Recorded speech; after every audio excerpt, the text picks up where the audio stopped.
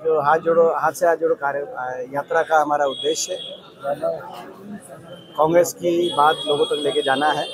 जो पूरे प्रदेश में चल रही है, रोहतक में हम अपने शहर के भी निरंतर इस यात्रा को चला रहे हैं।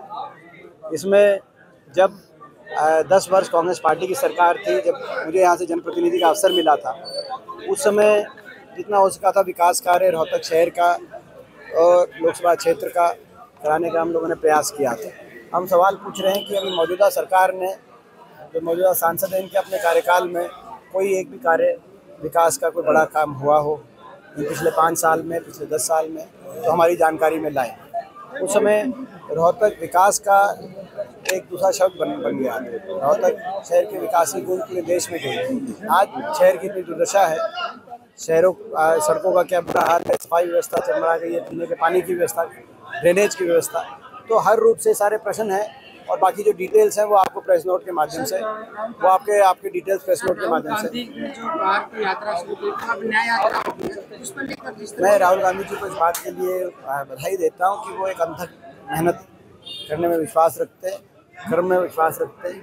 तो कर्म मैं समझता हूं कि एक बहुत बड़ा हमारे धर्म कर्म में भगवान श्री कृष्ण ने भी यही गीता में कहा था कि कर्म व्यक्ति को करना चाहिए, वो सच्चे मन से अपने कर्म करने में विश्वास रखते हैं। सर, एक आखिरी सवाल है, मेहमानों के मामले में जो विवाद बढ़ा और ये लेट हो रहा है भाई, तो मार्केट बंद हो रही है, भूपेंद्र हुड्डा की साजिश सामने आ गई। इस तरह का जो आरोप लग रहे हैं कि पूरा करार धरा है